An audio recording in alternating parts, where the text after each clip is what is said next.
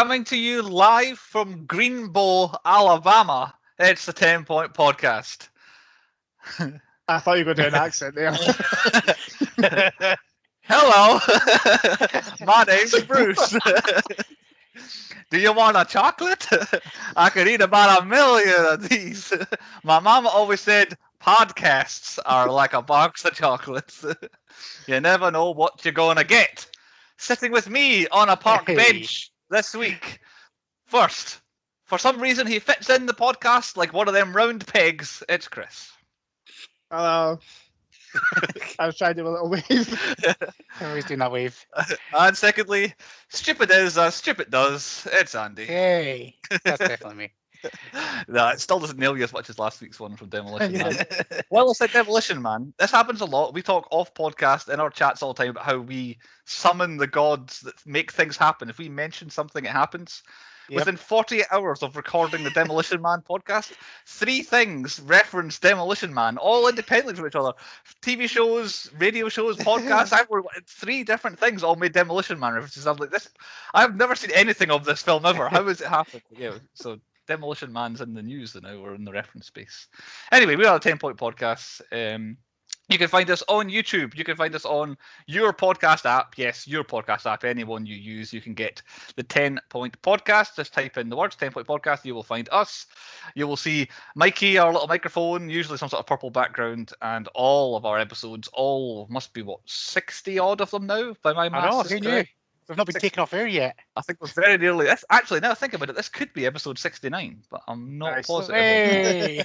Could be. If not, we're not far away from episode 69. 10 also, Point Podcast. I found out I'm trying to get my swear limit done so I can say like fuck, shit, cunt, and like a load of F-bombs on YouTube and still be classed as kid friendly. So I'm working that one out. Kids do love swearing. I have spunked a lot of my swear limit right there, but still, there'll still be a few F-bombs in here. Good to hear it. That will come up, I'm sure, in the stats later on, if not before, which I'm sure it might. 10pointpodcast.com for all your 10 Point Podcast needs, wants, and desires there. You can also donate to the podcast over there. Click on the donate button at the bottom of the front page. Big plans for season 5. There we go. Season 5 is going to be our 5th season extravaganza. International. There we go, international. So, before we get on to the point of the podcast this week, what have we been watching in the last week? I think I always go to Chris first, so I'll start this time. I've seen a few things. Did another Bond movie. I did Quantum of Solace. It's fine. I think that's the one I went to the cinema, got drunk watching because it was pish. Yeah, it's just what it is. How can you get drunk in a cinema? You made of money. But I got a couple of drinks beforehand, and then I just topped it off with a couple of beers. Poured a bottle of vodka into like a Coke cup that you get from the cinema or something. Living the dream. The best one. But then I went into some Wes Anderson films, not to be confused with W.S. Anderson or Wes Craven or anyone else. Wes Anderson. W.S. Anderson, that's where you want to go. Exactly, yes. He is a big favourite on the podcast here. So some Wes Andersons, which I have pretty much defined as whatever genre his films are the opposite of what Andy likes in a film. So these are for you. I don't know how many you've seen, but yeah, they're not your kind of thing.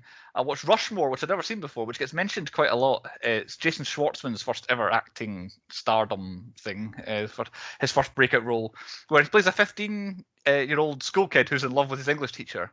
And it's like there are some very dodgy moments. I feel like it's something we should do in the podcast, since we usually go down the dodgy route with these sort of things. But I quite enjoyed it, and I followed it up with the Royal Tenenbaums, which I didn't get when it first came out. I got it a bit better this time. But no, it's not his best one, not his best work at all. But I just watched last night The Life Aquatic with Steve Zissou, where he gives Bill Murray a central role in that, and I like that one a lot. Jeff Goldblum co-stars in that, with him being himself as well. But I like that one a lot. So yeah, I did a bunch of them, and yeah, they're up and down, and they are what they are. But I would give a medium thumbs up to a couple of them, but don't bother with the Royal Tenenbaums.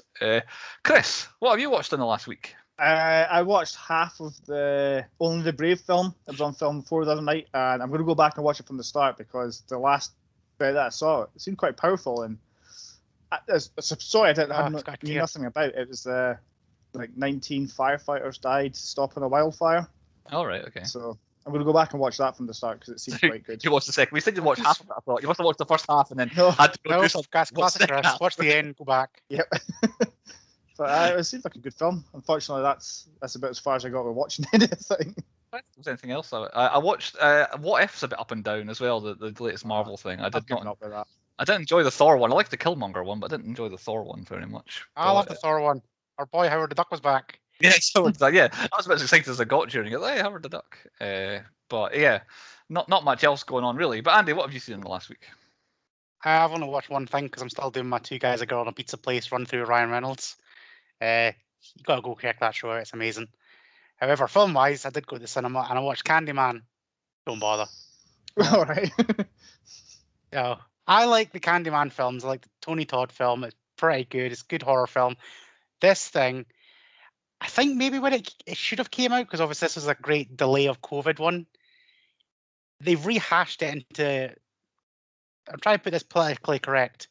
It's a big pile of Black Lives Matter bullshit. Right. Okay. It was supposed to come out. Was it exactly a year ago? It was supposed to come out. Am I right in thinking? Yeah, last pretty much. And they have turned that film into something it should not have been. It's just one giant political statement, which just makes me hate the whole movement a lot more. It's kind of like the cunts that are on the M25 now. Oh God. Okay, climate change is banned, but I fucking hate you now. I've got my heating cranked up now, bitches, because I'm going to try and extinct you first. Windows open and the heating on. Just Yep. Just to fuck off the climate change lot. But yeah, no, Candyman, it's like all the way through. It's like, okay, I can see where they're going. I can see where they're going. And in the last 20 minutes, it's just like, yeah, cops are bad. Black people are the best. Right. It's just like, that's not the message of the Candyman. He kills people. Simples. Yeah, with a big hook. He doesn't care if you're black, white. Just kill people. I saw Candyman way too young, the first one, and it freaked me out. And it's one of these films now that I'm like, I can't watch that film. I saw that when I was, I don't know, 9 years old. Watch this. This is like kind of the Judas and the Black Messiah type film as a horror. That is pretty much it's absolutely. They're two genres that don't work together. You can't do a political movement film as a horror film. So no shit. Don't watch it. I was not going to see it anyway. So my little mind has been warped by the Candyman. I'm already triggered. I'm angry. So I know. It's going to get worse. Got 7 points to get through before then. Exactly. Right, we better crack on then. Talking of points, on to point number 1. What is the point? The point this week is the 1994 romantic drama Forrest Gump, which I guess it's drama romance is what it's listed as, which I guess it's a romance. Kind of. It's a lot more than that. Brought to us by Paramount Pictures, which I think we've only ever done twice before. And when you think of Paramount, it's a memorable logo. The 2 films we've done are Napoleon Dynamite and Beavis and Butthead. Think of all the films Paramount. Classics. Yeah, these are the things we've done. Which this is maybe a wee bit more of an epic compared to the other 2. Forrest Gump, based on the novel by Winston Groom of the same name, follows roughly the same story. Screenplay was written by Eric Roth, who has got quite a list of things he's done a screenplay for. This was his first big thing that he did with Forrest Gump. So he followed Forrest Gump with The Postman, which I added because I know Andy likes the Postman mentions. Postman's a banger. The Insider, Ali, that's the Will Smith Ali film.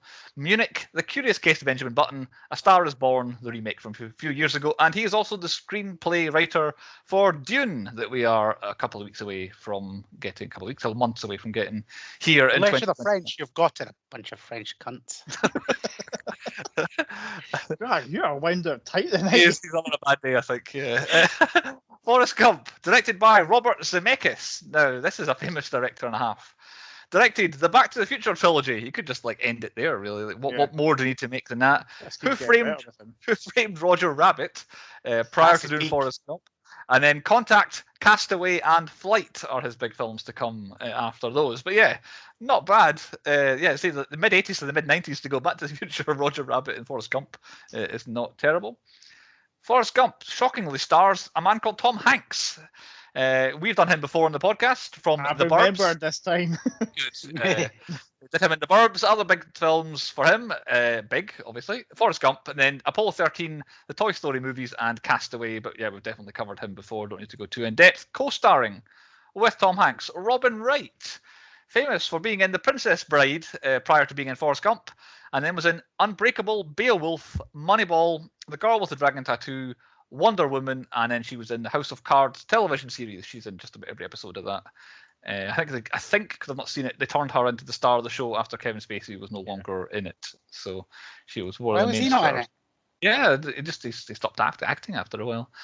And then our third co-star, who I added because I don't think we're really ever going to touch on too much, because he's got a minimal IMDb page when I looked at it properly. I think films that we could do. Gary Sinise, yes, he is a good actor. Famous for being in Of Mice and Men, then Forrest Gump, Apollo 13, Ransom, and then CSI New York. He's in most of that. That's where his career died. I see. That's kind of where he's, as in he kind of went there and then just made it. That's all he did. It was like LL Cool J. I was like, what's LL Cool J up to nowadays? It's like, I used to like him in things. Dance thing or miming. No, he's in like every episode of like NY. Well, the LA version, whatever it is, I don't know. Yes, is that the one he's in? Yeah, that one. Yeah, and it's like, yeah, he's been doing that for the last 20 years. That's where he's went. And then crossing over to die. He'll be in this show, and then they'll do like a 4-episode arc where he's in what do you call it, Hawaii 5-0 and all that as well. Yeah. Like it's just being. Well, they've made a new one. They've actually got. I think they've got rid of Hawaii 5-0, and it's now Hawaii NCIS. Okay.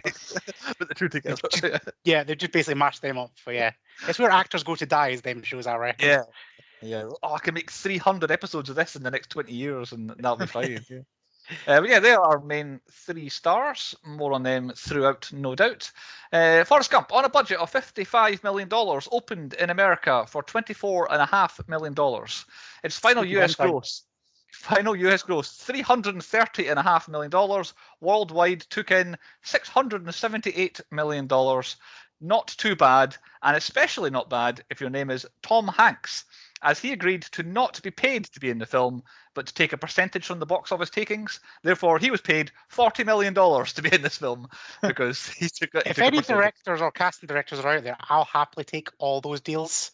Like, you don't have to pay me anything. I'll just take a small cut of your film. Exactly, yeah. So yeah, it always seems to work out. You never hear about the ones who say, "Oh yeah, I'll take a percentage," and then it totally bombs. Because either way, you're getting. Somebody do that with Star Wars. They didn't want to take a cut of the movie, but they took a cut of the memorabilia or whatever it is, or the. I think Harrison Ford was one of them. Yeah. George Lucas signed a big deal about that. He kept all the rights. Toys. Is that right? He kept all the toy rights and sold everything else to the film company. Yeah, that's right. Yeah.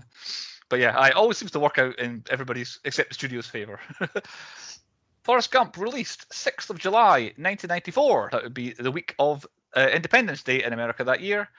Means that it qualifies for the 1995 awards season, and boy did it ever.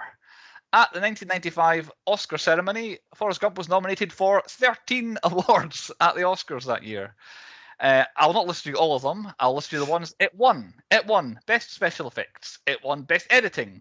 It won Best Adapted Screenplay. It won Best Director. It won Best Actor for Tom Hanks. And it won Best Picture at the Oscars. I believe it's the first time we've ever done a Best Picture film at the Oscars. And of course, none of us picked it. It was the Wheel of Picks picked it. So. I forgot to check who that was. I think it's Rachel. Right, we think Rachel was. I will come to that in a bit, and we'll reiterate that fact. So yes, Best Picture at the Oscars. Did Forrest Gump make a splash at the MTV Movie Awards in 1995? It got 3 nominations. Best Breakthrough Performance for Mackenzie Williamson, I believe that's how you say it. He plays Bubba. However, he lost to Kirsten Dunst for Interview with a Vampire. Nominated for Best Male Performance, Tom Hanks. He lost to Brad Pitt, also in Interview with a Vampire. And nominated for Best Movie and lost to Pulp Fiction, which was one of the, in retrospect, used to always be, how did Pulp Fiction not win an Oscar? It's because Forrest Gump won the Oscar that year. And so I guess they kind of traded them. They're like, they probably both deserved to win something, so they got one each. Shockingly shut out at the Golden Raspberry Awards, Forrest Gump was. Not many films. Not many films win 7 Oscars. I think it was 6 Oscars and also something. It's got to be one. We've got to review that film if it has. There's one somewhere, yeah. Other awards for Forrest Gump. It won 38 other awards. 12 were for Tom Hanks. 6 were for the film itself. 3 were for Best Foreign Language Film, which is funny because in a foreign country, an English language film. My mind's been blown. What's that? This has been dubbed around the world. Did every person dubbing it over have to do a simple Alabama accent? I wonder if they do. Like, how does an Alabamian sound in like French, while also sounding like they're a bit slow? The trivia said, as I meant to say, Tom Hanks didn't want to do the accent initially. He was against the idea. Yeah. But they convinced him to do it, and then he copied his accent off of the little Forrest Gump kid. Yeah. I saw that in Graham Norton. he was just like, he wanted the kid to copy him, but he was like, well, why don't I just listen to the kid and just copy him? And he spoke with that hard G, which is why running became running. Yes. But yeah, it won 3 awards for Best Foreign Language Film, 3 awards for special effects, including the BAFTA, 3 for Gary Sinise, 2 for sound, 2 for director, 2 for writing, 2 for child acting. Not both for the ones you would think of. It was 1 for a little girl and 1 for Halo Joel Osment popping up at the end of the film. He got an award for like the 2 scenes he was in. 1 award for production itself, 1 for editing, and 1 for music. So therefore, it got nominated in 1 awards for just about everything possible. Really right across the board. Best actress is the only thing it never really It's not won a appointee yet. It's not won a appointee yet, exactly. On to the film itself. Synopsis. I said to Andy beforehand, Nick did write a synopsis, but I shunned Nick this week for Catherine's synopsis because it had more words. So again, I've not read anything else to do it. It might be better, it might be worse. So, the movie, Forrest Gump, follows the life events of a man who shares the name as the title of the film. Oh, cracking start. Gump faces many tribulations throughout his life, but he never lets any of them interfere with his happiness. From wearing braces on his legs to having a below-average IQ and even being shot, Gump continues to believe that good things will happen and goes after his dreams. While several less-than-ideal things occur during Gump's life, he manages to turn each setback into something good for him, such as when he finally gets his braces off, he discovers that he is capable of running faster than most other people. This skill allows Gump to not only escape his bullies while he is a child in Greenbow, but also to gain a football scholarship, save many soldiers' lives, and become famous for his ability. While Gump eventually achieves the majority of the things he hoped to do throughout the movie, it proved a much more difficult task to win the heart of his lifelong friend Jenny. The movie is centered on Forrest Gump and the incidents that occur during his life. But during each period in his lifetime, he thinks back of Jenny and how important she is to him. Although the 2 characters grew up together and shared a very close relationship, as the movie progresses, they grow apart. This upsets Gump, who cares immensely for the girl who had a rough start in life, and it seems the 2 always end up back in each other's lives, often in extraordinary ways, like meeting in the reflection pond in DC. Even though Gump is the main character of the film, it similarly tells the story of Jenny and the hardships she faces. There we go. It's been broken That's down my fault. and analysed there as well. So yeah, a little bit of everything there. We don't have to do a podcast. It's covered all now. Exactly. As Chris said, we believe Rachel, a friend of Chris, I don't know one way or another. Rachel picked it.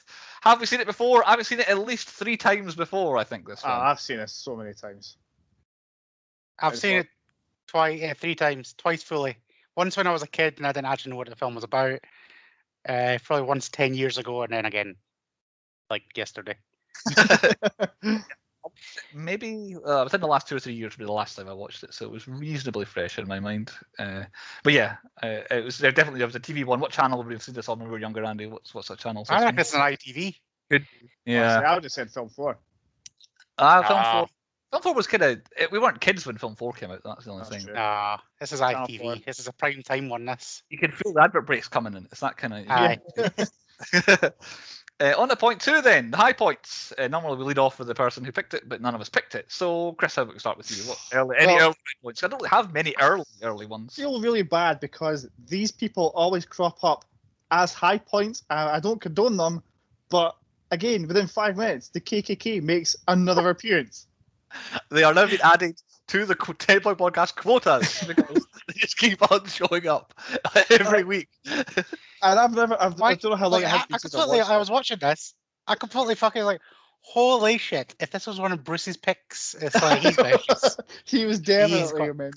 I completely forgotten they were in it. So if I had picked it and it had come on immediately, I'd have been like, "Oh my god, they're going to think I'm actually doing that." And then he's named after fucking a KKK founder or whatever.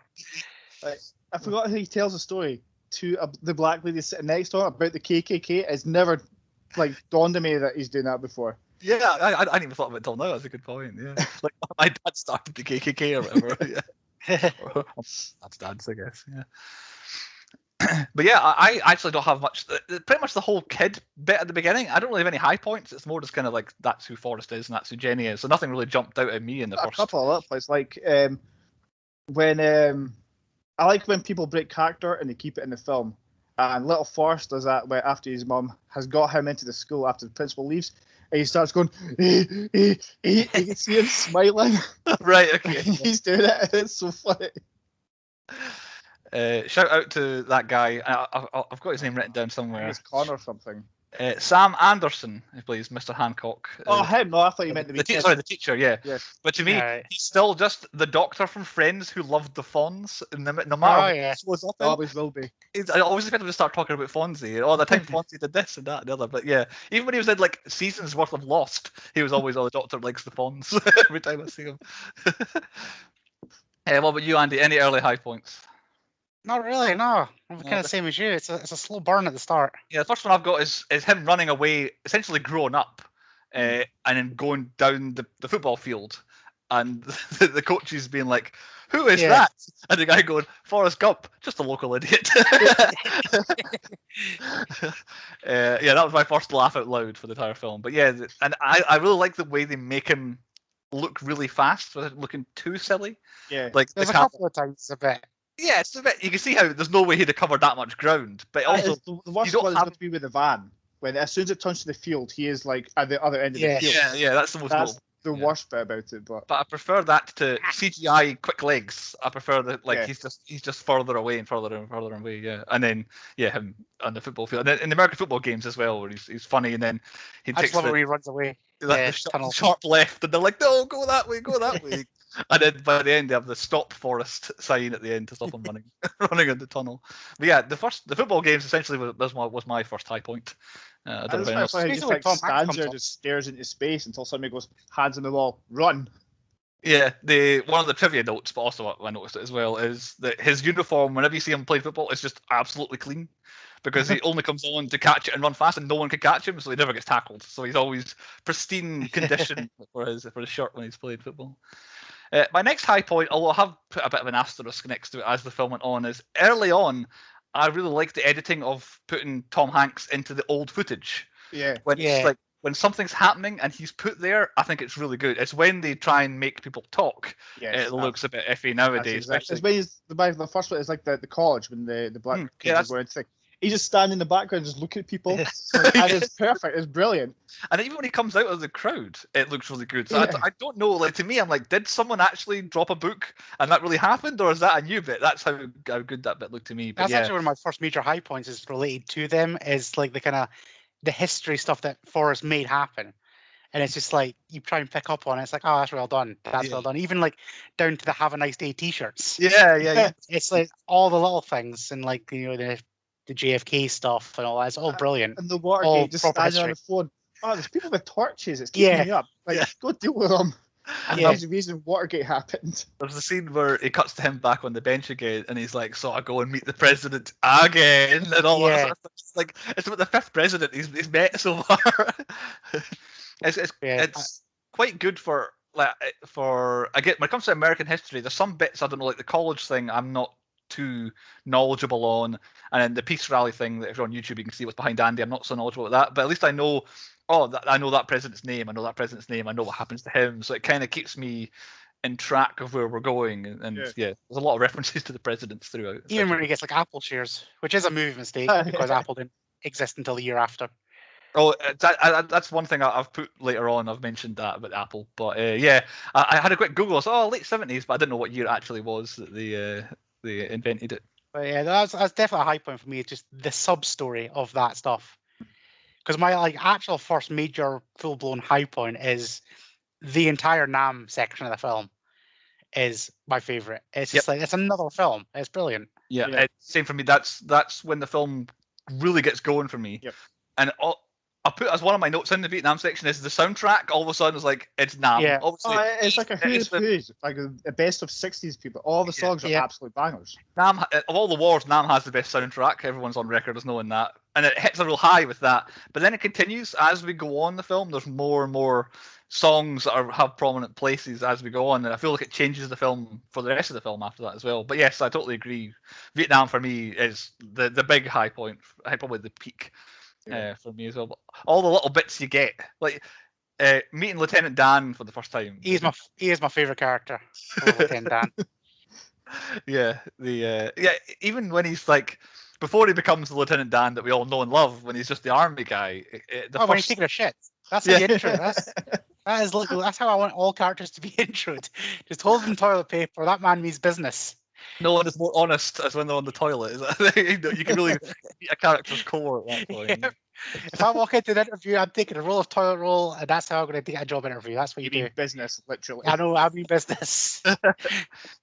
Even the shot when we first find them in that with the helicopters going behind, like it looks like overkill. Like it's about 1 million helicopters, but I really like that shot as well. And then it's lovely weather, and then it rains for 4 months straight. It's really funny and nice touch. And then it stops, and you're like, "Hey, the rain stopped." And then that's when shit goes down. And Absolutely shit yourself. Yeah. One of the trivia notes I read was the Vietnam veterans are saying it's one of the best depictions of what it was like. Was the bit where they're getting shot at from they don't know. Like, you can't see what's happening. It's just there's bullets flying and people are dying and things are blowing up. So that's exactly what it was like out in the jungles. There, you just did not know what was happening at any point.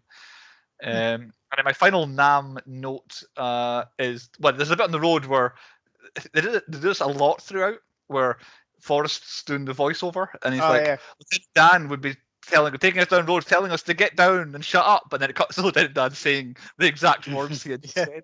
I like a little touch. And then the napalm explosion, that kind of essentially the culmination of the Vietnam section, is a really good bit where he's ferrying everyone backwards and forwards.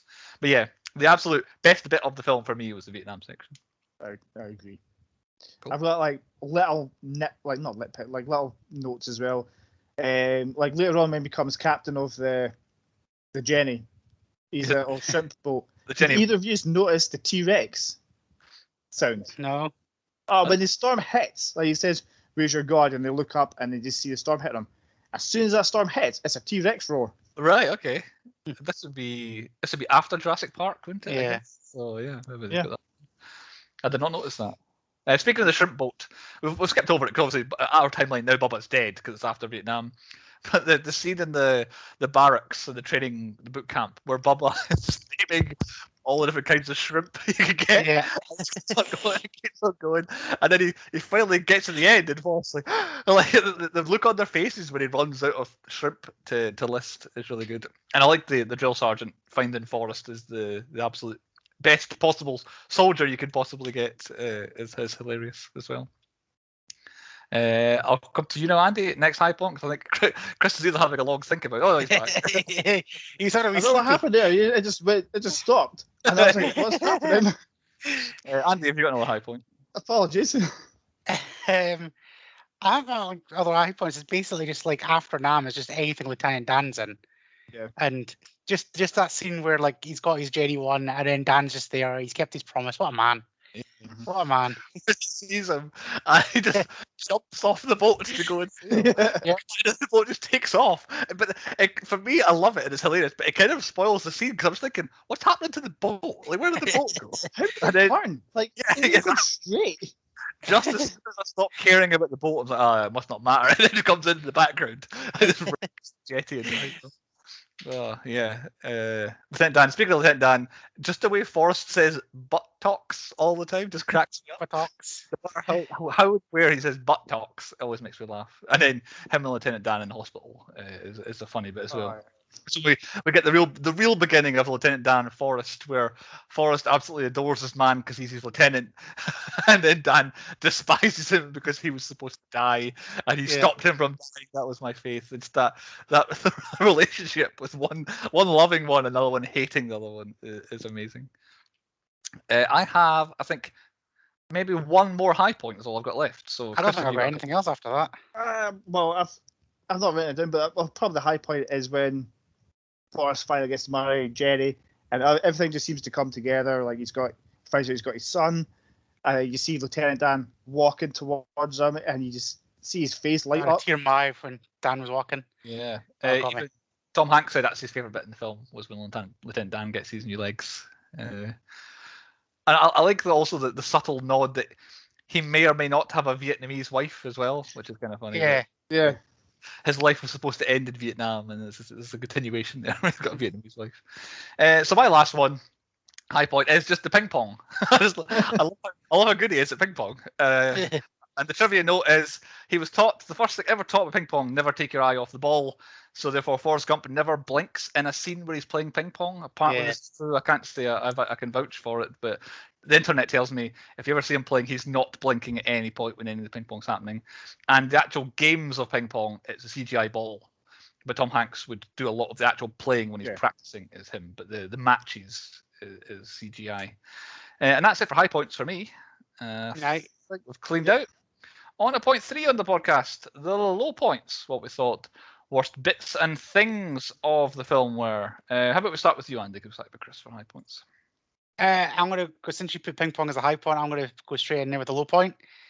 Yeah, it annoyed me because this whole film's about Forrest like running and being good. And I know he got shot in the ass, so that's why he did ping pong. Yeah. However, ping pong's inherently standing in one place. Yeah. Back and forth. So it kind of annoyed me that he made all of his money from ping pong endorsements when it should have actually been from running and stuff like that. Right, yeah. So it's just kind of one of them kind of continuity things. It's just like, nah, it kind of put me off a bit. Oh, I liked it because like he couldn't run anymore, so therefore he did something that he can stand still. He's that good he can just stand still and do it. He didn't have to run around. I thought. Yeah, but my actual kind of first low point is just the start of the film. It's so slow. It's like I like the whole bench thing. I was like, all right, it's going to reminisce. I like that, but it just the pacing took really a long time to get fully going.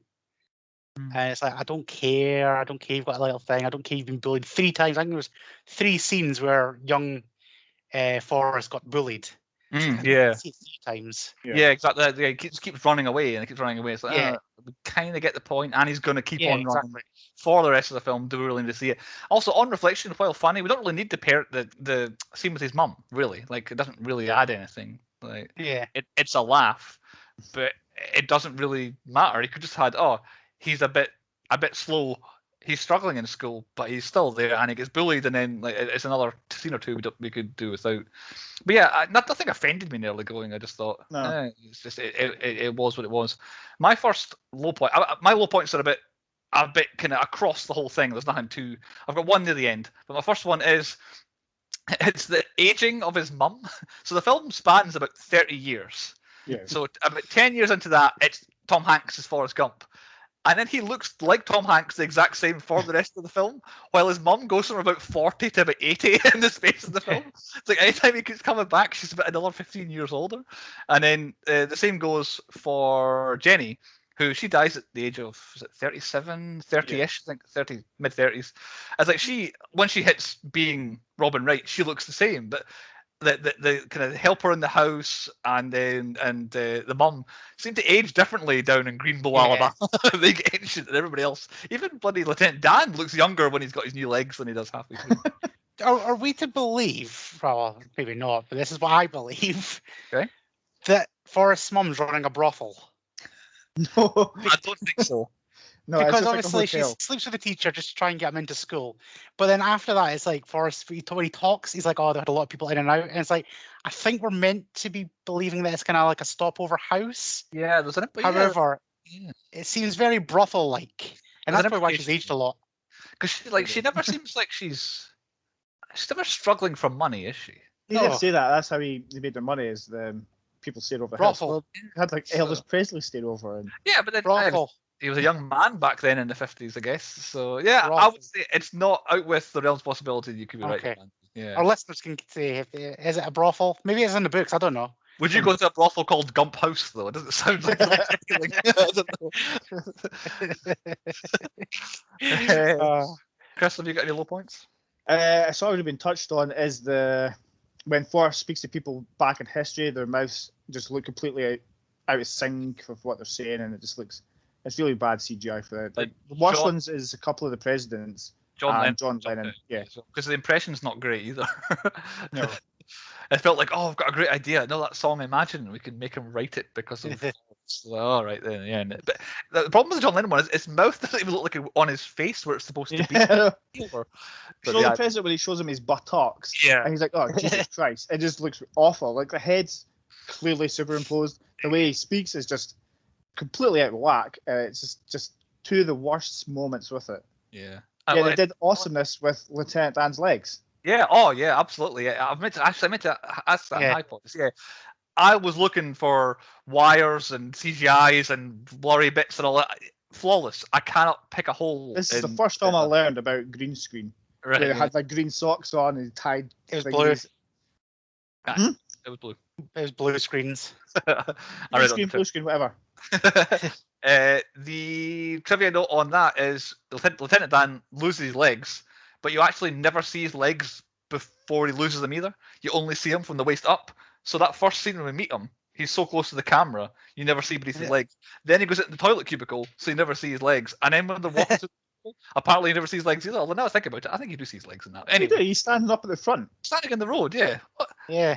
The internet lies to me on that. But anyway, first scene we meet him, you never see his legs either. So there might have been a little symbolism there. That he was legless. My next low point, which very much spans the entire film, what's the deal with Jenny? That's where I was going. She is a grade A cock tease slut, playing him along. She's bad upbringing. Right.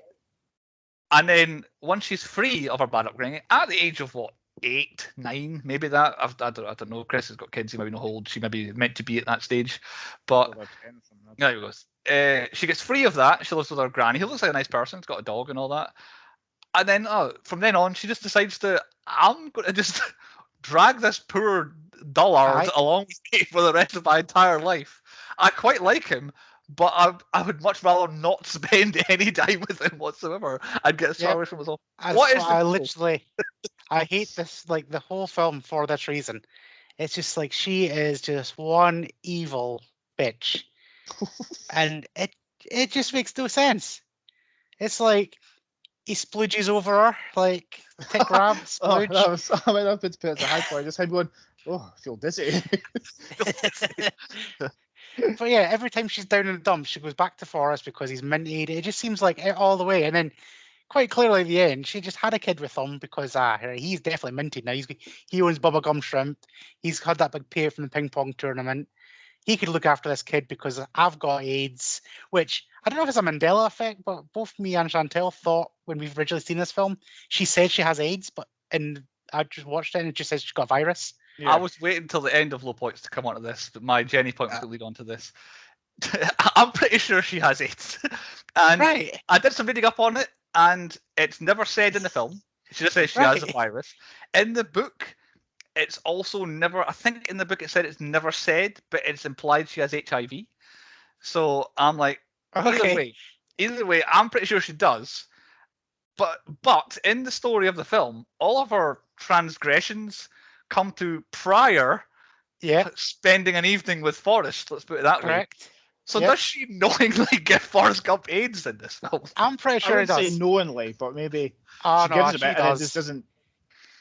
See, I reckon she knows she's got AIDS when she's like kind of semi-suicidal, like when she going to jump off the balcony because she's on coke and heroin or whatever. She's there, needles and stuff. Point, yeah. But yeah, I'm pretty sure she knows then that she's fucked up. Yeah. So yeah, I think you're right. She's a bell end all the way through this. Because she's also like with Forrest, she says in a way, you don't want to be around me, and it's not just. To me, it feels like it means more than I'm a disaster of a person. It's because of something wrong with me. And then obviously she's pregnant, has the baby, and I did a research again on the subject. Children aren't necessarily born HIV positive, so poor little deceased dead people might not actually be HIV positive. There was maybe that's why you can see his dad. Maybe he's dead. Maybe he is dead. That's the twist. Another twist, a cross-movie twist. Because the film was so successful, they made a follow-up book called Gump and Co. In the book that came out after the film, they say that it was hepatitis C that she had, and that's what she died of because they didn't have a cure for that till this century, I think. You couldn't cure hepatitis C. So I'm sure I've seen it. She said she had AIDS. I thought, to me as well, like when we started watching it, I'm pretty sure she gets AIDS in the end, is what I was thinking. So, yeah, that was my big low point from going into the film. Was like, am I going to be the only idiot who thinks this here? But no, it seems to be. No, I fucking hate her all the way. Like, even the start, she's like as a little kid, like in bed, just being all innocent. But she was definitely as a kid, leading him on early doors. She put the groundwork in. And that's my low points was that I have no other low points. My major I've got one more that it's a proper. It's up there with the Jenniness. All right. And I don't know how to say it's a low point. However, it's Tom Hanks being a retard. Yes, he is. He plays it absolutely perfectly, and he does it so well that it annoys me. because it makes me feel entirely uncomfortable through this entire film and makes me, every single thing he does, feel sorry for him. And you guys know I'm not that type of person. Like, I'll treat everybody exactly the same. All right, okay, If a person in a wheelchair comes through a door, I'm not holding that door open for them just because they're in a wheelchair. I will happily shut that door in their face like I would do everybody else. Right, okay. But this film made me feel for him all the way through. I didn't like it. I don't like it. So there is a heart in there somewhere, Andy. You've got a conscience. Is that what I'm saying? We know Tom Hanks can bring it out of you. Yeah. But yeah, just everything, just the accent. It just, I don't know. Part of me just felt like he was doing it like almost jokingly, like he was taking the piss. Like then I found out, like what you said, that he took off that kid. Yeah. So, I like to believe that kid's simple now. Is he really talk like that He's still? actually he joined the army. Oh, did he? He doesn't. I mean, He looks like he was. I don't know if he's still in. Yeah. You can see him dressed in an army uniform, actually. Yeah. But He no, never- Tom Hanks plays simple too well. That's my low point. Yeah. Tom Hanks is a good actor. Low point. Yeah. Those things, I don't like it. Yeah, I can't argue. Yeah, there is something to be said. It would be social media outrage now if who's the best actor in the All world. the websites would be out straight away, just kicking off. DiCaprio played this character now. I'm trying to think if he's the best Oh, actor yeah. in the world. It would be, oh my god, you can't do that. And then of course the whole brigade of only someone who is disabled can play a character who is disabled. It's like, well, that's not acting. It's like- Exactly. People don't get it. so yeah. Don't worry, I'll come on to trigger points. We'll save that. Of course, the controversy. Chris, are you at low points as well? I'm out of low points. Yep. That's right. They're not the point 4. Statistics. There were 4 ships in this film. They all came one after another, all quite close together. And there was one F-bomb. That was the peace rally guy in the US flag shirt. He had one censored by the I don't know what you call it, the reverb or what you want to call it, the echoing. But then he did sneak in one there, just the one F-bomb. I'm trying to think, was this film a PG or was this an early 12? I think. It might be an early 12, yeah. So yeah, swearing was low. Explosions, 50. Yeah, it's a 12. I'm looking at the DVD now. There you go, it's a 12. 50 explosions, but 21 of them were fireworks. Because I think we've never had fireworks before, and I'm not sure if I count them in explosions. Definitely explosions. There we go, 15 total, but 29 of them essentially were in Vietnam. Were the other 29. So around 50 in the end. Deaths, there were 12, because I included Elvis, the 2 Kennedy brothers, and John Lennon, because they all died in the film. He mentioned. But yeah, 12 deaths. 10-point podcast, ever-growing quotas. Was there a dead animal? There were many dead shrimp. Was there a cow? Yes, there was. We heard a cow on this run. Was there a goat? I don't think there was any goats. Was there a paedophile? I'm assuming Jenny's dad was. Yeah. Did the devil show up? I don't think so. And then the KKK, yes, indeed, kicked us off again. The KKK. We're going to have to apologise in like a few years' time for bringing up the KKK all the time. We've laughed at the KKK, and Andy has lambasted Black Lives Matter today. What a kind of podcast are we? Did they say the thing? Did they say Forrest Gump? Oh, he said it every time he introduced himself. I forgot to count it, so I had to go back and fast forward. Oh yeah, he said that. So I got 13 Forrest Gumps, but I'm sure it's more than that. It has to be more than that. Every time he speaks to me, my name's Forrest Gump. Yeah, exactly. Do they say the thing, run, Forrest, run in this film? Yeah. Very much the thing from this film. No one can tell anyone to run without saying run, Forrest, run. 8 times run, Forrest, run has to be the 3 words. 8 times that happens in the film. How many times does he run in the film? He runs 20 times. 27. I got 27. Oh, fair enough. I was counting every time we ran out of the forest and every time we ran back in again. I know that too. Were you doing when he if he started running across the country? That was him starting to run, and it wasn't until he stopped at the ocean and started running again. 2. Right. Okay. So I'll 27. I may have missed a couple, but yeah, a lot. And then this is a trivia note I found. Did they say the thing in the film? Did Forrest Gump say where in this film? The word where, as in we were. Why is that a trivia? I'm confused. Yeah. Did he say it, Chris? No, I don't know. You're incorrect, Chris. He did say where, because the entirety of the film, he doesn't say the word where. He always says we was, I was. Everything that was always past tense was, until Jenny says, I wish I could have been with you. And he goes, you were. It's the only time he says the word were at any point in the film. Every other time he talks in his funny accent and says, we was going over here, like me and Bubba was there, and all that sort of stuff. He always says incorrect. One time he says where was the emotional scene with Jenny on her deathbed. I'll tell you a catchphrase is like another one is the life's like a box of chocolates. Yeah. That catchphrase always annoyed me because I don't know if it's an American thing or whatever, but quite clearly, when you get a box of chocolates, you have an instruction manual and you know what you're getting. Instruction manual to eat chocolate. Have it on the outside now as well. Not only do you get the wee leaflet on the back of the box, it'll explain it as well. Yeah, in case you lose that leaflet, in case some bellend goes, oh, I've put that over there. Now it's on the back of the chocolates, or even on the lid when you take it off. So you know what you're going to get in a box of chocolates nowadays. Maybe it was a 70s or 80s thing where we didn't have it whenever it was that he was on the bus stop talking about it. He says it another point. He says life's like a box of chocolates twice. Now I think about it, but I could be wrong. Andy, actually, Chris, stats, any other Son of You Counted runs? The only other one is he says Jenny, I counted 47 times. Right. I was sure you were going to count how many types of shrimp Bubba said, so I didn't count it. I thought Chris will count it. I don't count that. Jesus goes on for ages. It's like one scene. I thought you might do it all way back. I thought you would do that one. Andy, most pornographic scene? I was struggling with this one because normally I like to pick up food or something like thing, but like shrimp, in that bit, but you don't like shrimp. No, I fucking hate seafood, so it's like, all right, what was my favorite pornographic moment? So I did find it. Old school Dr. Pepper and Ice Cold Ball.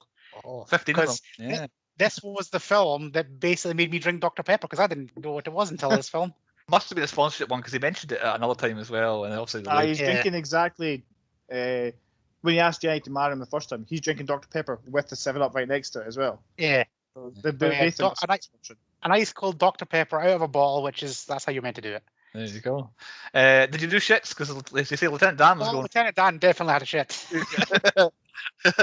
And definitely a lot going on in the jungle, I imagine, as well. So, yeah, very good. On to point 5, 10-point podcast quiz. Not the hardest quiz ever. I think Andy's going first because I think the first half of questions are less observant and I like to keep it kind of evenly balanced. And I trust Chris to have paid attention in this one. So, first question is going to Andy. Question number 1 for you. What is the first thing we see in the film? Bird feather. Very good. A white feather was the first one. I didn't know what you would call it, but yes, I was going to say a feather. Yeah, a feather. Chris, your first question. What is the title of the book that Forrest puts the feather in? Curious George. It's George. Very good. Because Andy would never have got that. He's on it. He's like, he is. Chris is another kind of recent retard. I feel like he's now learned what I do, so therefore I need to make it a bit harder for him. Andy, who steals Forrest Gump's dance moves? Elvis Presley, the king. As he calls him, Elvis Presley. Very good. Which, once again, leads me to my low point. It seems like everybody's bullying, like all the way through the film. They're bullying him, like he's mocking him. He's not a good dancer. He's just mocking him. I like the way like he obviously did that himself, but the way they've integrated it was Forrest's idea. It's brilliant. That's why it's a high point and a low point at the same time. The thing that I still don't really understand why, like his mum gets offended by Elvis's dancing as if, oh my god, I can't believe they're showing that on television. A lot of people did it. I googled it. Like a lot of people find it. It's like how her son dances. Like she must have seen him doing it. Yeah, but he was because he was in a brace, leg braces. I was like, don't watch that guy dancing the exact way that you dance. Because he's taking the piss out of you. Right, okay, yeah. Fair point, yeah. Chris, question 2. What college does Forrest go to / play football for? I don't know. I didn't pay attention to that. Alabama State. I've got just Alabama, and I'll cut you off now. Didn't give you that. I think there might be Alabama State, but I'm not 100% sure. I'll give you Alabama was in fact what it was. Andy, this is going to be your hard one, Andy. Okay, so right. Under what name does Jenny perform on stage as? Under whatever her name is. What's her name when she's playing her guitar song? Stacey Moon. Not terrible. Chris, did you notice? It was Bobby Dillon. The Bobbi will be the female version of Dillon. I've been put off because I've just noticed it looks like I've got a unicorn horn in my background. That's hilarious. Yeah. So Chris, take the lead. What's wrong with Bubba's lip? He was born with big gums. He was born with big gums. Exactly what I've got written down. So that's another funny thing. Tuck that in and you get caught in a tripwire. He, the actor whose name I can't remember, he only got offered comedy roles kind of after this. He was a proper actor guy, and he says that several roles he got denied because he didn't have a lip that big, as in they knew who he was, and then he came into audition. They're like, "What's wrong with your lip?" Because it was like, it must be painful to constantly just walk about with your gums going. Yeah, exactly. Right, you need to get this one right, otherwise you lose. Andy, what's the only good thing about being shot in the buttocks? Ice cream. Stream, correct. He has tied it up. So Chris, get this correct, and you win. Get it wrong, we go to the tiebreaker. Chris, what brand of trainers does Jenny buy for Forrest? Oh, Nike. Nikes is the way you say it, but I'll give you a point anyway. Oh, bullshit.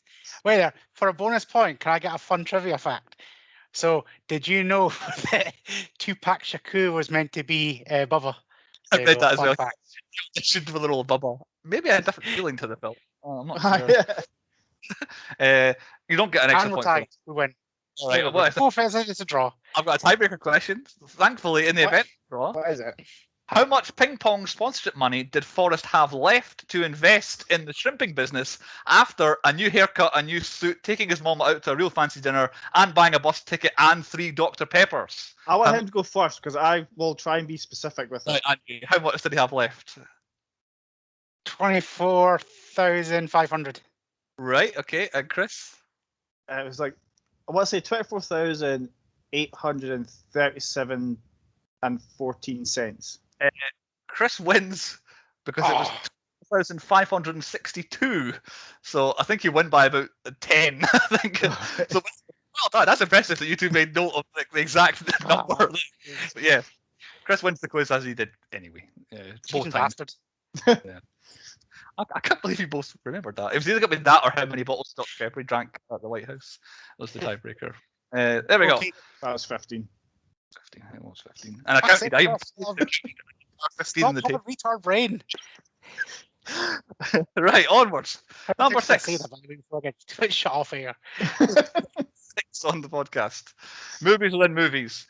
Again, I forgot I was keeping movie references, so I just ripped this off the internet with things I recognised. So, films that were referenced in the film. The Birth of a Nation is a very famous KKK movie from like the very early 19th century. Of course, you would want to bring that up, Bruce. I put that in this film. The KKK were from the Birth of a Nation. Had to get that in there. Rosemary's Baby is showing in the movie theatre. Midnight Cowboy, they straight spoof that with Lieutenant Dan in the wheelchair. All the President's Men from the Watergate. Apocalypse Now, Platoon, Born on 4th of July because Nam. And every time I see anything Vietnam, I think of those movies. And then at one point, Lieutenant Dan says, if you become a shrimp boat captain, I'll be an astronaut. So I maybe think of Apollo 13 because the two of them are both astronauts in Apollo 13. Other than that, nothing too much jumped out at me in terms of film references and drop-ins, other than actual real-life films. JFK. I thought I saw a DeLorean on the bus that went past. Could have done. I would not be surprised. So Back to the Future's probably in there as well. Yeah, good call. What was never not good, or what is never not good in this kind of film? The love-hate relationship between two people. Someone hates one, and the same person loves the same one back, and they have this sort of they're stuck with each other kind of relationship. So that is never not good. I find, Chris, what have you got in the way of movies and movies? Well, I'm not forgetting the fact that Tom Hanks was in The Burbs. I made sure I remembered that. And the most used actor this season is making his third appearance. Grand L. Bush. He was one of the leaders of the Black Panther. Was he? Oh, yeah. I missed him. I don't have him in mine. I don't have it. That's I like. Good old Grand L. Bush. I probably. I know. I didn't. It wasn't until the screen, the credits was going up. I seen his name. I was like, fuck off. Because he did back to both, didn't he? Was he? Oh yeah. And then whatever we He did was back-to-back Andy movies. He was in Demolition Man and Street Fighter.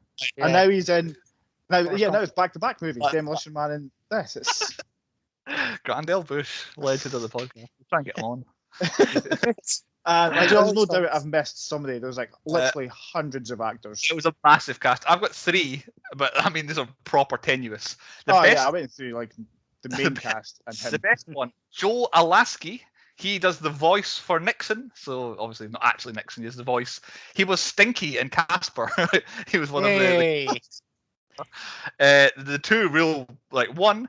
Timothy McNeil plays Wild-Eyed Man in Forrest Gump. I don't know what character there's that. like people, man shot. I'm not gonna go and look at him.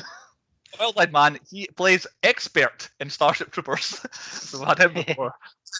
This one, I had to do some proper try to work out what was going on here. So I read that Haley Damore played waitress in Cafe. I think it's when Jenny's working there. I was like, okay, she's also been in Triple X. I was like, what? But she wasn't on the cast list for Triple X. But what I did find out that she was the makeup creator, whatever that means, for Forrest Gump, and was head of makeup in Triple X. So I'm assuming she was just stuck in the background somewhere in Triple X. Actually did both films as well, but did makeup on both films. But there you go, that's all I got. I missed Grandel Bush, unfortunately. So, awesome. Chris, have you recast us in this film? I have. Well, Andy's constantly alluding to it. So I saw myself as Forrest because I'm not a smart man. I saw Andrew as Bubba, my most special friend. And Bruce is Lieutenant Dan because he's supposed to turn us idiots into a functional unit. Very good, yeah. So yours is better than mine, so I'll say that is the correct answer, Chris. I cannot argue with that. A functional unit. Very good. Andy, movies within movies. Have you cast anybody else? Right, just to make this better, right? So all you need to do is take Tom Hanks out and put Tom Hanks from The Burbs in it. Oh, I thought you were going with Woody or something. No, because it's got a proper decent accent in Burbs. It's normal, and pretty much his mannerisms are pretty much the same. He's a little bit want less. Tom Hanks just to speak like Tom Hanks. Yeah, pretty much. It would make a really good film. I'd be okay with it. As long as his son's called Dave in this film instead. That's my lasting memory from The Burbs. Is his little kid was called Dave. I don't know why that's landing so much. On to point 7 then. A warning to everybody watching and listening. It's Andy's trigger warning. Somehow we've not got to the trigger warning so far, despite the fact it's been very popular. Yeah, I know. Right. This one is for all the wet wipes out there and PC, snowflakes, whatever. Right. I could pick multiple examples of we've kind of alluded to before. Why can't actors be actors anymore? Why can't Tom Hanks play a gay guy? Why can't Tom Hanks play a special now? Because he quite clearly played a simpleton back then. He would get destroyed if he tried that right now. Yep. Why can't Tom Hanks do blackface? Robert Downey Jr. did, got away with it mostly. If Robert Downey Jr. or anybody tried that now, destroyed. Yeah, I know. You think about it. See, think about it. Yeah. I'll agree with that. If whiteface was also punished by black people who did that, like the white chicks. Yeah. Nothing's been ever said about that. I had no problem with that, and they were taking a piss. They think all white people are rich people that walk around with chihuahuas, which is not the case. Some of us has pugs and stuff like that. Paris Hilton does not represent me. That is exactly. But going Hollywood is just it's bad now. It's if it's not Me Too, this is the next big problem because there was a famous one where the Kingsman, where they got the woman that has the running blades. I should have got a special name, but they'd actually got a Paralympian in to do that. But because that person is a killer in the Kingsman, and the Oscar Pistorius thing just happened, she pulled out. So they got the woman from The Mummy to go in and CGI fake legs on her because the script actually demanded that she had blades for the scenes that they'd obviously had planned. But she got absolutely destroyed because, they should have got another no-legged actor. Now, I'm sure they're hard to come by as a lot of no-legged acers. Yeah, I would say so, yeah. Not the most common. It just annoys me. On you go. I don't know how to word it. You don't see people with dwarfism acting anymore. You see normal actors. Well, that's because Peter Dinklage has mopped up them. Oh, yeah, he gets every part, yeah. Warwick Davis. Yeah. He's a great actor, but he doesn't get used. You get normal actors shrunk down. What was on the other night? The Huntsman. There was Rob Brydon was one, and but that got absolutely destroyed as well because that was just before Wet Wipes came in.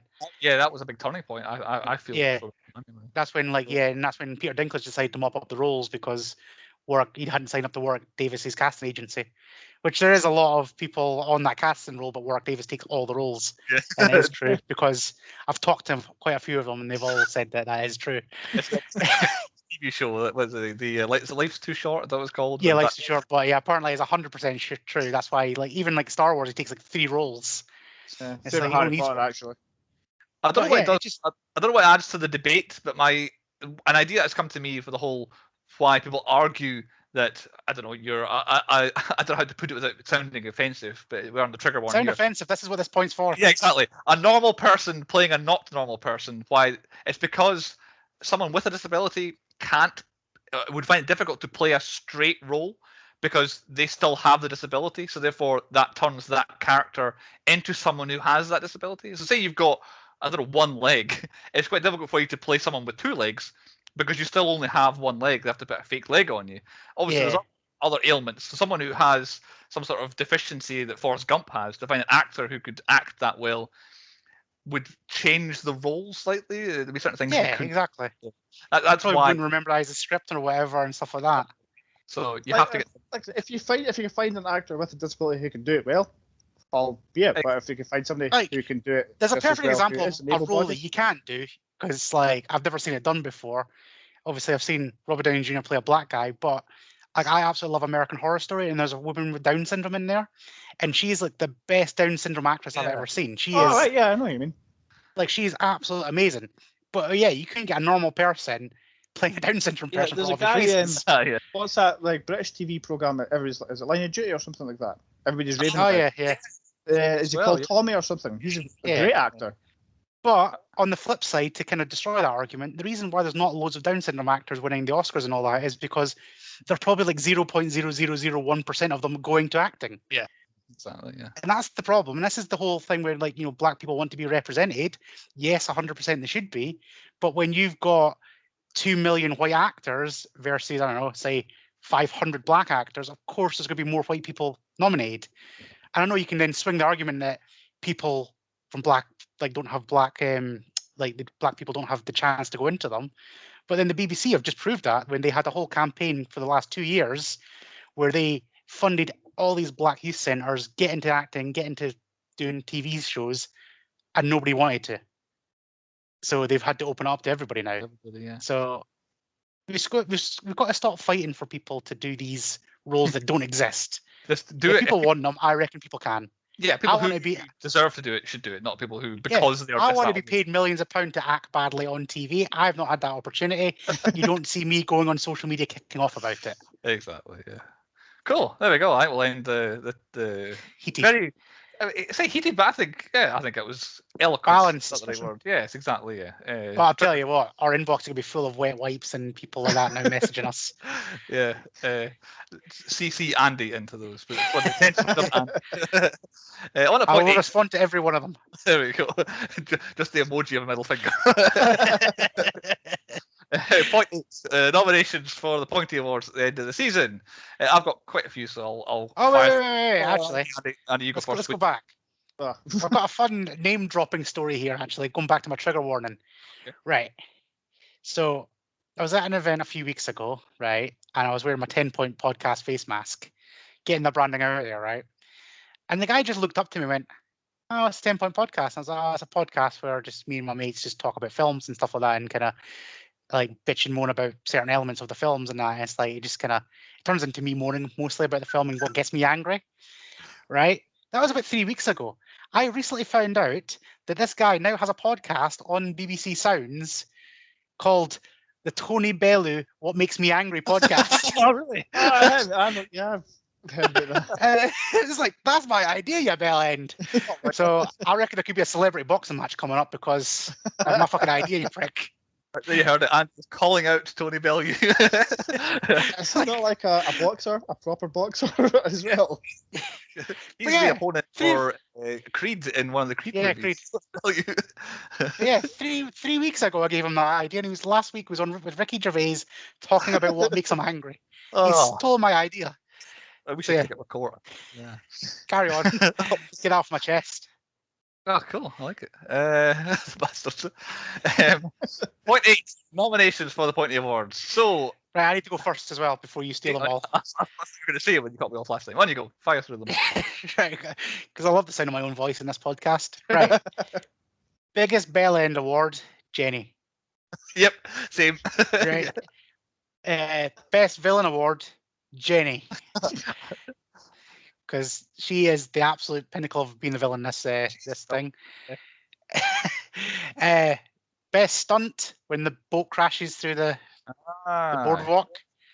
That looked real and didn't look too CGI'd. Okay, good one. Worst plan is also Forrest just jumping off the boat and leaving it to go. I don't know wherefore. Obviously, he wasn't thinking, but still. No, I definitely wasn't.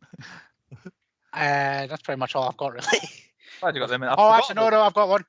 Best entrance. Lieutenant Dan with bog roll in his hand. That's how you want to meet everybody going forward, isn't it? Right, mine then. Best song. I put the soundtrack, but if you had to nail me down to one song, I would say Freebird, because it's a good bit of a really good song, and it's a kind of a turning point for Jenny, where obviously we've already been told that she wants to fly like a bird. She's thinking about flying like a bird, and then she doesn't, and things kind of turn around for her at that point. Actually, when she dies, there's a flock of birds leave as he turns around.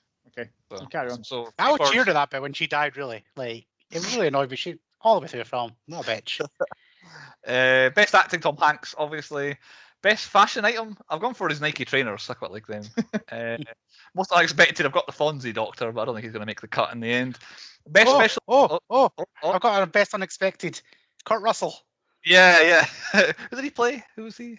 Elvis. Elvis, that's right. Kurt Russell's Elvis. So that's one for you to keep an ear out. If you ever do Kurt Russell in the future, Chris, Kurt Russell was in this film. I looked at that and it was somebody else that popped up in IMDb. Nah, it's Elvis. He's Elvis. He does the voice for Elvis. Oh, the voice. Oh, no, right. The actual actor wasn't. Oh, yeah. Good point, because Elvis is in a scene as well, isn't he? Yeah, good yeah. Point. Yeah, the voice of Elvis is Kurt Russell. Best special effects, Lieutenant Dan's legs, obviously. Best hair, I've gone for Forrest on his run. With his masses of hair. It looks in good condition. Must be getting a lot of good sunlight on him. Worst father figure, Forrest's dad, but then he's never in the film, so he might not. Fucking that's 3 times you brought them up. Stop bringing up the KKK. No, his dad wasn't in the KKK. His dad's was like his great grandpa or something like that. I've got for best plan, I've got Lieutenant Dan investing in Apple in the late 70s. I thought that was that has to be the best one. There's no greater plan than having done that. Even if, like Andy says, the timeline's off. There has to be a best line in there somewhere. I haven't quite got it. Chris usually got the best line. Stupid does is stupid, whatever it is. Stupid is a stupid does. I do like every time that he says something and then the character then follows up by saying it. It always made me laugh. I like Dan's tuck that lip in or get caught in a tripwire. Good one. That could be the winner. Michael Pena Award, Forrest Gump. This would probably be called the Forrest Gump Award before Michael Pena came around. This, it's such a he tells the entire film and it's quite funny. And then best bell end, I've gone for Jenny as well. Chris, nomination. I've lost track of what you've done, so I'll rattle through them. Best actor, I've gone for Tom Hanks because it's one of his best performances ever. Yeah, and he's very good. Andrew will hate this, but he made Andy feel sorry for a character. I know. I like it. I agree with Michael Pena Award. I've gone for the entire soundtrack has got to be included. But if I'm narrowing a song down, it's got to be the Creedence Clearwater Revival's "Fortunate Son." Again, I think it's his second nomination. He loves that song. He wants that to win an award. I do. I'm nominated again. I've gone for worst dad is Jenny's dad because he's just a dick and. Jenny's dad's he's worse. actually in the film. Yep. Best fight is Forrest beating the shit out of the guy at the Black Panther meeting. I thought about that as well. Like, really with him. I was yes. I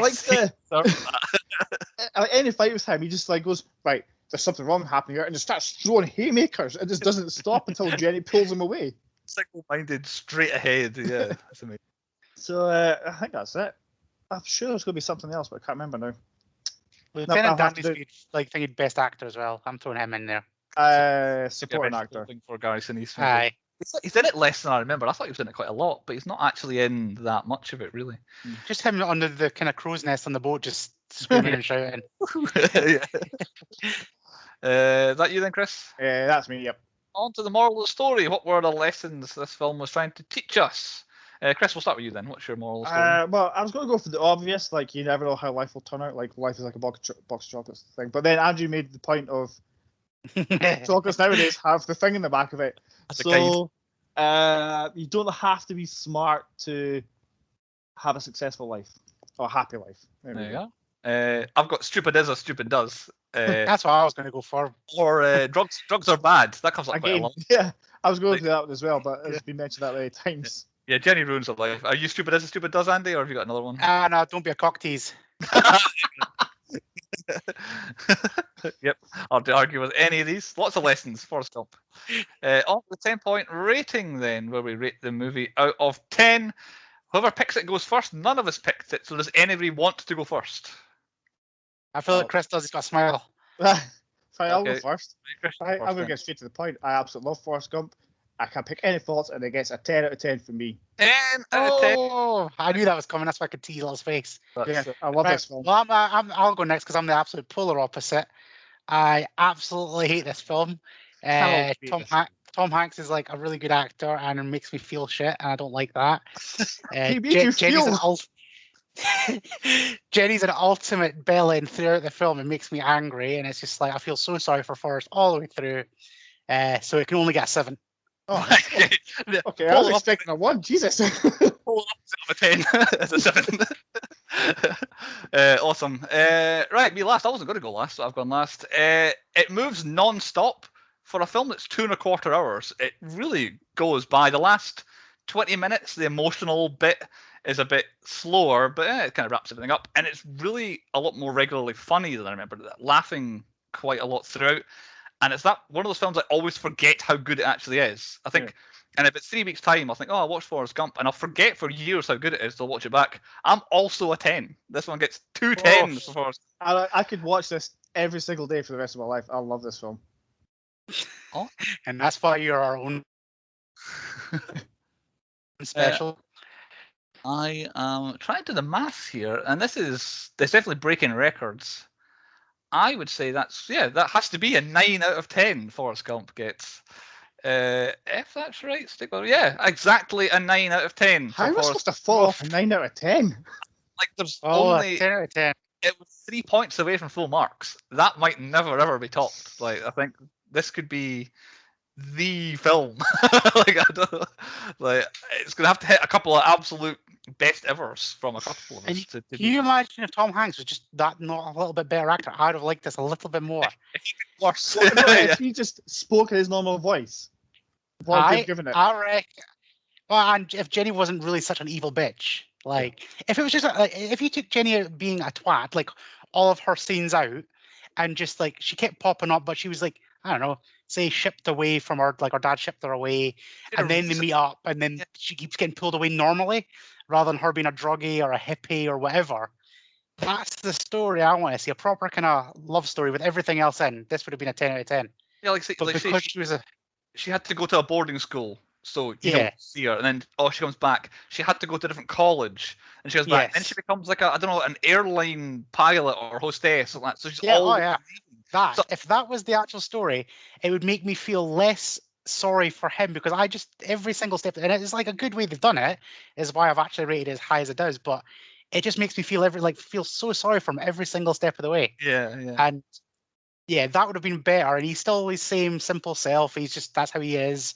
He'll still always follow this man's falling in love for a drug addict, a slut, prostitute, whatever she is. It takes it down.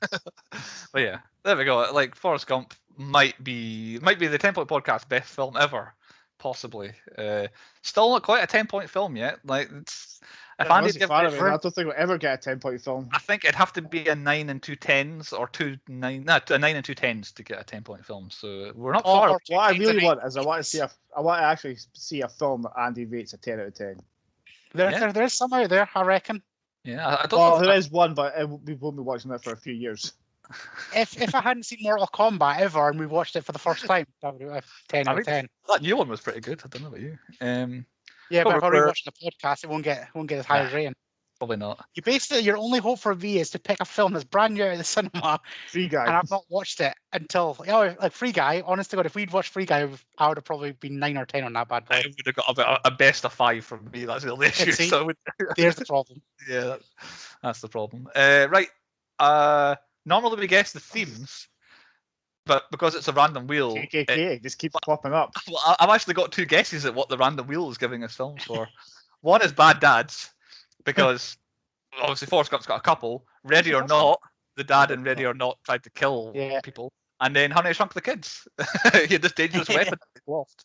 Or Family Businesses, because like obviously this film has family businesses. Ready or Not was all about the games, and then Yeah. in None of the Kids, he ran a I don't know, electronics laser thing. I don't know, but yeah, they were the things I got linking all three of those together from randomness. But yeah, that was my best attempt. However, a theme we've not yet worked out. I think we're not on Chris's theme yet, are we? No, we are on Chris's theme. Yeah. Yeah, it's just mine. Yeah, I Mine's haven't the figured it out yet. Right. So no, we haven't got yours. I was thinking we'd No, solved we've this. got his first one before he'd even picked the film. That's what I, it know, was. I knew that was going to happen. That's why I had a second Oh. one as backup. Cool. Chris's I third don't know pick whether then. to go Halloween or not Halloween. Yeah, we're coming to October, which we last year officially was our Spooktacular. I don't know if it's going to be officially be Spooktacular this month, but yeah, there's going to be some horror movies thrown in throughout October. Right, yeah, I'm going Halloween. I'm going to pick Here we go. Silent Hill for my film. Silent Hill, Oh, another video game based film. We've done a few of them. I know. Chris is now going for that video game based theme. Yeah, I don't think I've seen Silent Hill. I've played the game. I don't know if I've ever finished it, but I don't. Silent Hill will fuck you up. This It's got a scene also that'll links fuck your into mind my up. first theme as well. Right, okay. Oh, there's a character What? in it. Is there Yeah. Bruce or is there an Andrew in there? You're impossible to find. I'm not even joking. There was another film I was going to do. I thought it was an Andrew, but it's an Alex. There's no Andrews in film No, leads. apart from Toy Story, which I'm not going to do, and Shawshank Redemption, which might have eventually come up, I can't think of an Andrew or an Andy. I tell you what, every film I check to see if there's anybody getting nominated for Best Jimmy, but there's very rarely any Jimmys either. Right. That's another rare one. Not many Jimmys in film. Anyway, what we do have is Silent Hill. So everybody has 7 days. Hunt down Silent Hill, get that watched, and then we'll see you again next week on the 10 Point Podcast.